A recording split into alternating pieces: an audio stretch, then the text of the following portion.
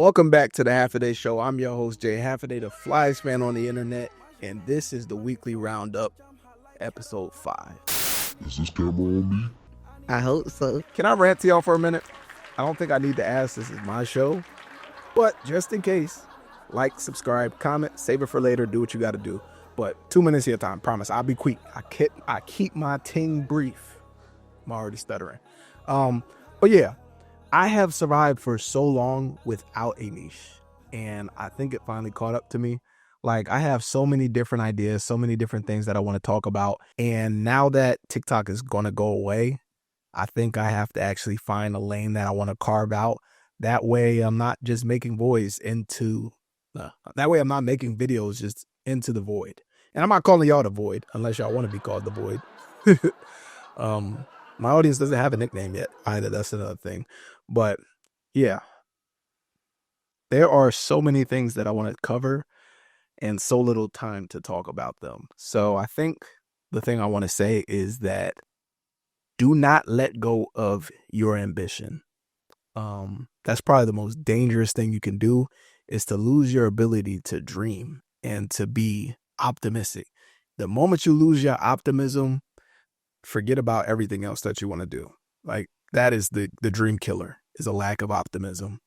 And that comes from a place of, thinking about social media as a whole. Like, I built a pretty decent sized following. I think we're 24,000 strong as of today on TikTok, about 400 of y'all on YouTube, and about 2,500 people on Instagram. That's pretty solid.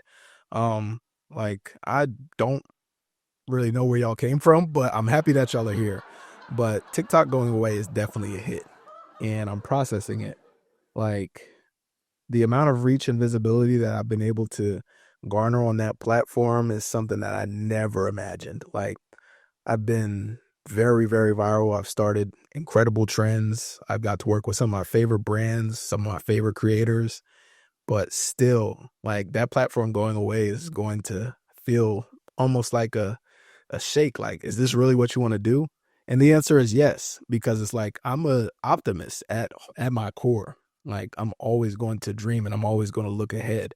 And no matter what happens with one platform, what Future say, one monkey don't stop the show. You know what I'm saying? Like, the ability to pivot and the skill to be able to roll with the punches and adapt to whatever is presented in front of you is something that is critical for your development, as a person, not just as a man. But it's something that I've learned, and I want to tell you guys that the Half a Day Show ain't going nowhere. You know what I'm saying? And for all the dreamers out there, I think that's going to be the lane that I want to go. This is a platform for dreamers. Like, I want to just be an example. You know what I'm saying? An example of resilience, an example of, like, somebody that loves God and trusts in God to the fullest. You know what I'm saying? Someone that works really hard and was able to make their dreams happen from literally nothing. Like, this room did not exist 2 years ago. You know what I'm saying? None of these cameras were here 5 years ago. I had a freaking smartphone in a pandemic.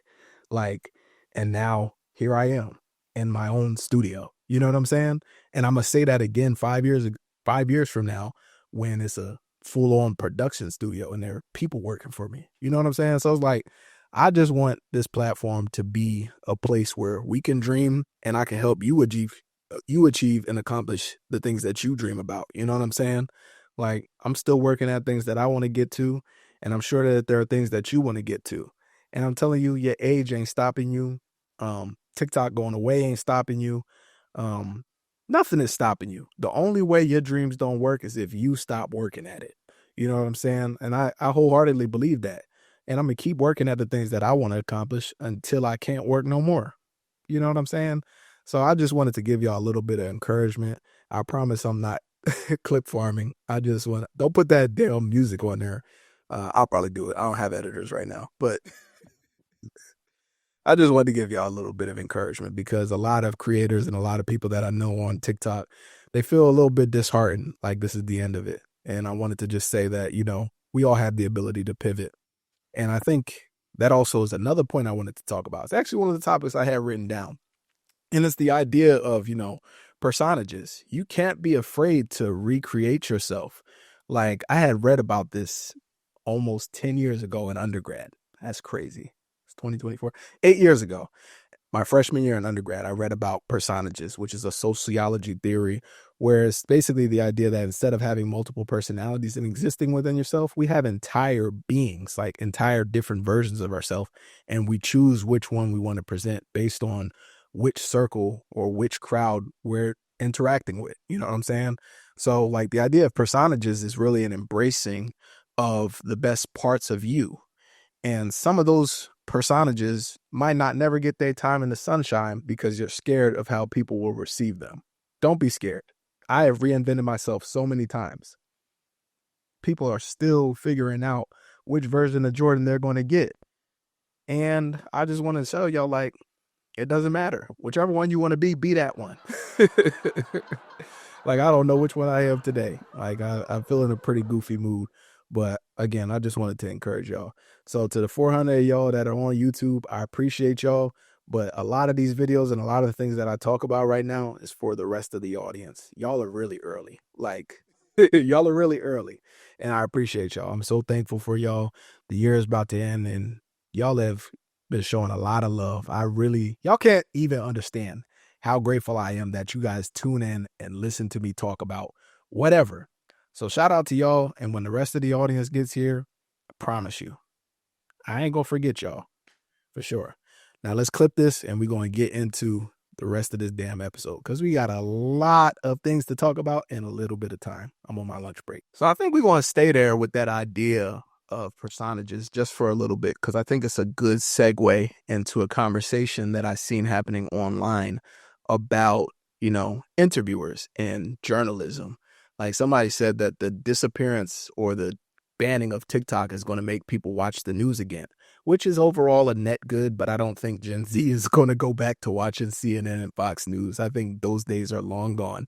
Legacy media will always be there, but it will not be the forefront of where people get information from. And that is a problem. But that's not what I'm talking about. This ain't going to be political today. Not as political. But I wanted to talk about the idea of, like, thanking the writers, because many people see journalists, many people see these media personalities that go on and they have all these really prominent guests come on their show and they're really well produced and whatnot. And so people say, oh, this is a great interviewer. That may be true. And I think this conversation came up when we were talking about Shannon Sharp. Shannon Sharp is a great interviewer, but I think a lot of his talent comes from his, like, team. Like, a lot of the reason why we love Club Shay Shay is because he has a great team of writers. They really got their thumb on the pulse of culture, what people want to hear, what people want to see, what people are interested in. And he has the personality to really capture folks' attention because it's Shannon Sharp. We love Shannon Sharp. We love Unc. You know what I'm saying? But thank the damn writers. For real, for real. Them people that research and them people that come up with these questions, that come up with the topics, that come up with guest lists and source and find, like, the connections needed to make Club Shay Shay what it is. You know what I'm saying? Like, we got to thank the writers. Same thing with, like, Stephen A. Smith. Stephen A. Smith is also a great writer, and I think that's where he's most talented. As captivating of a personality as he is, he knows exactly what's going to stick when it comes to pen to paper. He comes up with all the topics on his show, I'm pretty sure, or at least he has a very strong voice of what we're going to talk about in the sports world. And I think Shannon Sharp also has a hand in, like, the development of topics on his show and questions on his show. But I just want to make sure that we're giving credit to the people behind the scenes that really make the world go round.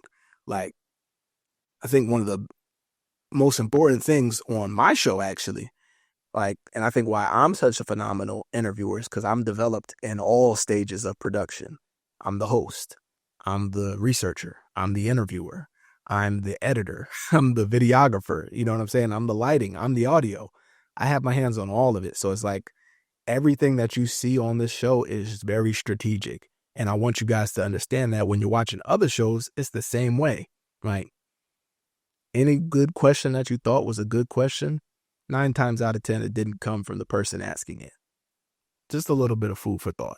But we're going to move along as we go into a conversation about DOGE, because that video really did piss you guys off. And I want to shit on you guys a little bit more. Just kidding. No, I don't want to shit on y'all. I want to have a candid conversation with the people that really believe in, improving government efficiency in our country. The biggest misconception about government efficiency is that we can fix it by removing personnel. That is the McKinsey, Deloitte manifesto, and it's fucking wrong when it comes to government spending. It can work when it comes to corporate, it can work when it comes to creative spaces, but when it comes to the government, personnel is a drop in the middle of the fucking ocean. Real talk. Like, why are we all talking about cutting veteran benefits? Why are we all talking about cutting Social Security, cutting research for the NIH and all that shit? You want to know where the most inefficient spending is in government? The Department of Defense, the 9-time IRS fucking audit failure. You know what I'm saying? They can't pass a fucking audit. They haven't passed the audit since the Cold War. Like, folks, we're talking about excessive spending on paper, because it does serve a purpose. But if we want to get out of this fucking deficit, we got to stop fueling the fucking war machine, folks. And Elon Musk and Vivek ain't said shit about defense spending. Why is that? Because it's not really about being more efficient. It's about making money for the people doing it. Like, it's a huge conflict of interest. And I think CNN is starting to pick up on that line of storytelling here, is that how the hell is Elon Musk and Vivek going to come in and make the government more efficient by cutting all their competitors out of the fucking marketplace? There's going to be hella lawsuits, folks. I don't think DOGE is going to be what people think it's going to be. Like, and that's another topic. Oh my God. I thought this wasn't going to be political. Let me go fast. Like, America desperately wants a hero. Desperately. Like, as painful as it is to say this, Donald Trump was a populist candidate. He was. He's just the wrong populist candidate. He is not for the working class people. You know what I'm saying? And that's not to say that Kamala Harris was, but the Democratic Party definitely had a better, the best interest of the working class as opposed to Donald Trump. This is the wealthiest cabinet in the history of cabinets, folks. RFK Jr. is talking about ending the polio and the fucking chickenpox vaccines. Are we regressing as a society? Is that what y'all wanted? Deregulation at all levels of government to the point where people are dying again? I don't know, folks. I don't know. It's getting real 20s and not the right 20s. Yeah, somebody said that during COVID, like, this is the roaring 20s again. And it sure does seem like it, because polio might be back. Oh boy, that's a damn shame. But if I could go back again to the TikTok ban, because it's still front of mind here. As disappointing as it is that it's going away, there are some net positives that will come from, like, TikTok getting banned. For one, there is a such thing as too much connectivity. Like, we were never meant to see this many people on our phones. We were never meant to see this many people in real life, let alone seeing them on a bright ass rectangle in the middle of the night. And I think this over interconnection is having a lot of negative impacts on society and socialization for this younger generation. I got in trouble on TikTok last week because I made a video about this girl. She's a fashion influencer, Jada Bunny. I made a video about her, and I said that it was weird how people are treating her because of her reaction. Like, it all started from this guy saw her video and immediately felt entitled to a response from her or a connection from her because of social media. If we remove the phones from it, if we remove the internet from it, had he interacted like that in real life, I doubt people are resonating and relating to him as much as they are. He went and posted on his story, hey, everybody go tag her so that she can see me and we can possibly, collaborate on something. Imagine I'm walking down the street and I see a young lady and I say, hey, bro, to 100 people, run her down and go tell her she need to come fuck with me. That's weird, bro. And because of this, idea of interconnection between phones, people are forgetting how to socialize. We're losing recipes. We're losing social cues and social norms that you would get from being outside, touching grass, and going out in public and talking to people regularly. Being on this damn phone, and I sound like my elders, being on this damn phone has tricked us into thinking that people are more are closer than they actually are. You know what I'm saying? And a lot of weird shit gets platformed and promoted on TikTok because young people just don't know what's the right way to do things. And I hate to make it a intergenerational thing, but as an older Gen Zer, I'm like, y'all got some learning to do. And I hope that when TikTok does get banned, y'all learn to socialize like regular people again. COVID and TikTok working, that's like Shaq and Kobe. COVID and TikTok is like Shaq and Kobe. And it has really deteriorated a lot of social skills that young people are lacking. It's contributed to the loneliness epidemic. Like, people don't want to go outside because they got everything on their phone. You know what I'm saying? So there are some net positives that come from TikTok going away. Another thing is white people are going to go back to being white people. You know what I'm saying? No shade.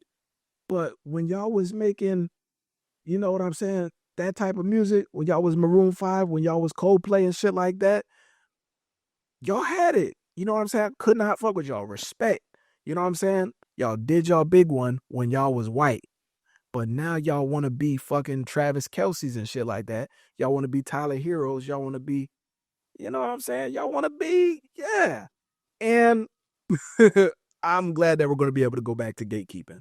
Y'all ain't going to have as much access to AAV. You know what I'm saying? Y'all ain't going to have as much access to like the culture, the swag. Y'all going to have to figure it out yourself. And we're going to be able to differentiate between people again. You know what I'm saying? That sounds a little weird, but y'all figure out what I'm saying in the long run. Like, we'll be able to see who's faking and who's not. You know what I'm saying? And that's not just for white people. That goes for black people too. Like, we're going to see a reemergence of regional style, regional lingo, regional sound. Like, we ain't going to be able to just pick up and take what we see on our phone and bring it into our everyday life as easily. Because, you know, I don't think it's going to be a mass migration to Meta or to Google. We'll see. But I'm no prophet. I have been right a lot of things, though. Not going to lie to you. That reminds me, I got to go download all these damn videos off of TikTok after this is done.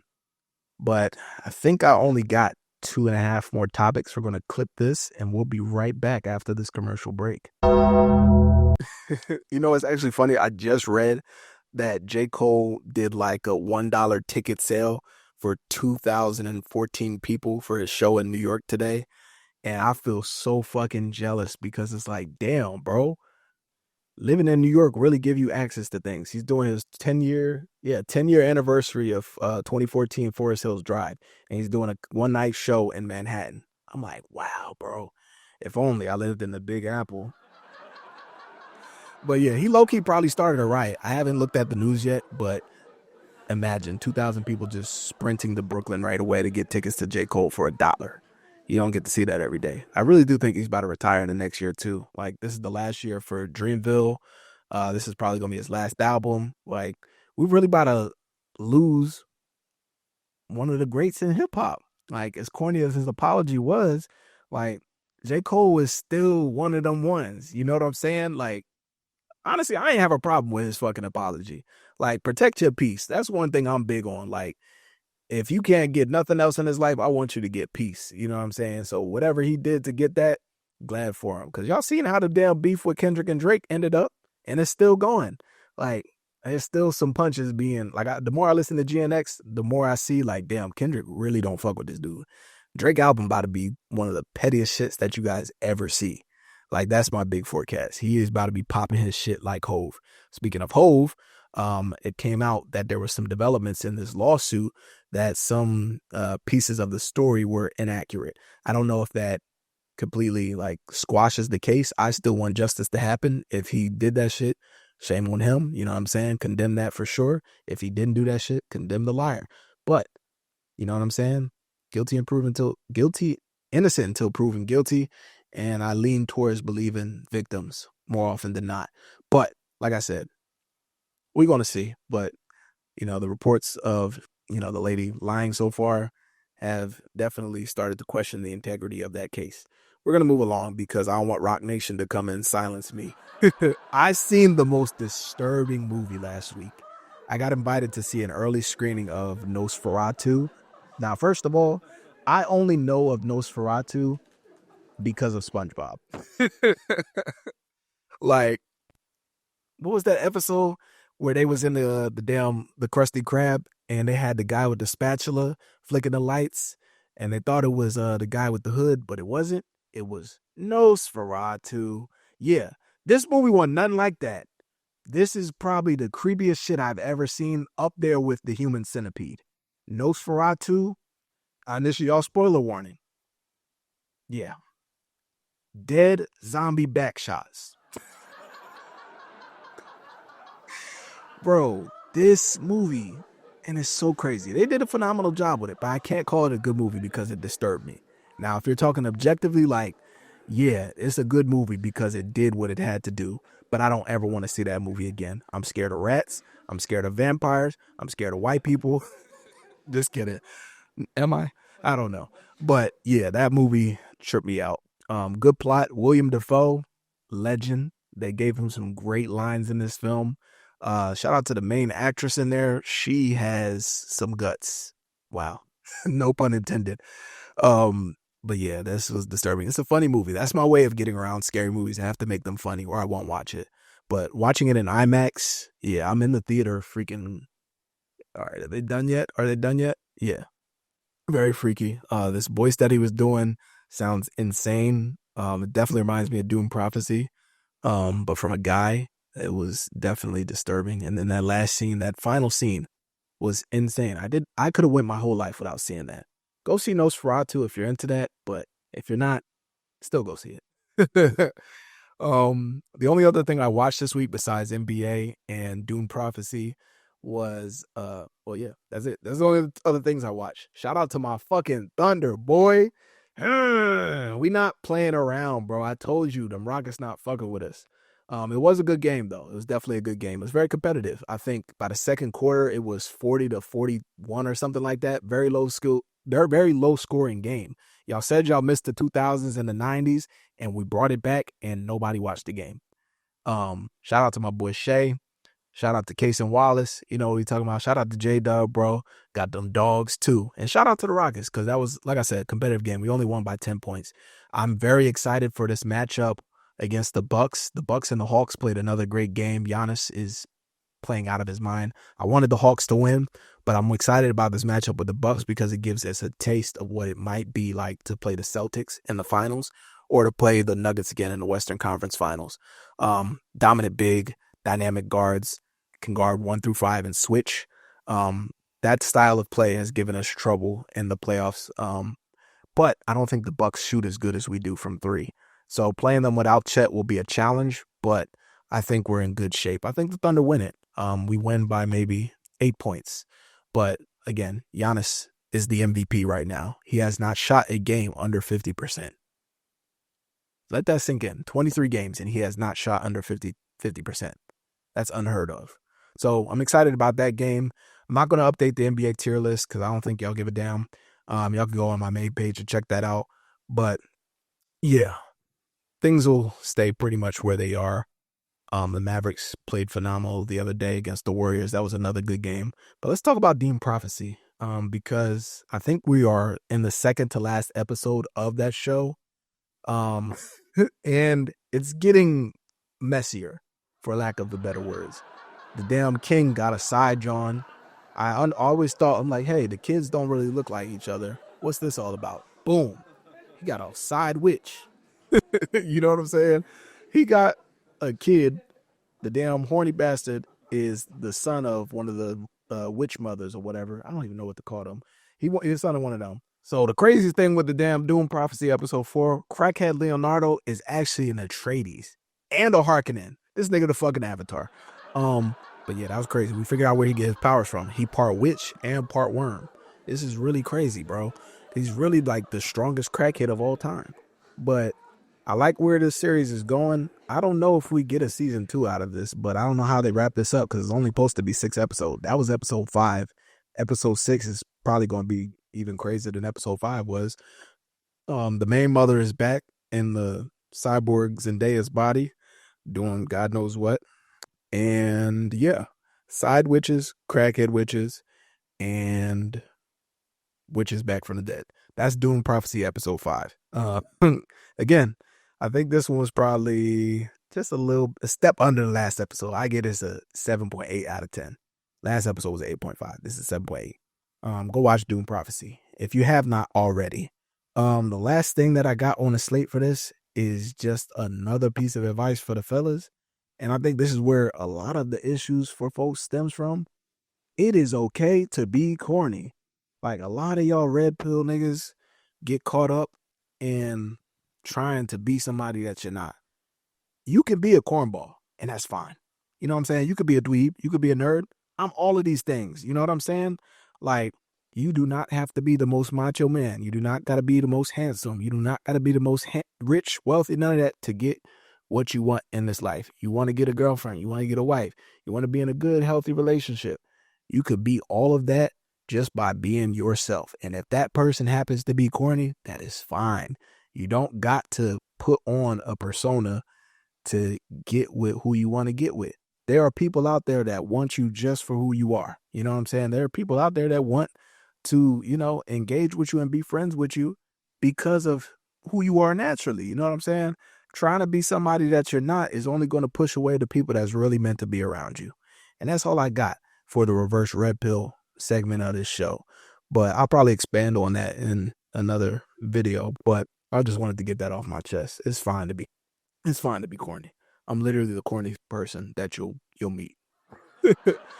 But as always, this has been the Half a Day Show, bringing you education, entertainment, and everything in between. I think I'm taking a break next week because next week is Christmas. I'll do one more before the end of the year. But on Friday, I have Behind the Brand with Joanna Supreme coming out. It's going to be a fantastic episode. You guys should definitely check that out. It's my favorite interview I've done to date. But that's all I got. Not next week, but the week after. Peace. Is this camera on me? I hope so.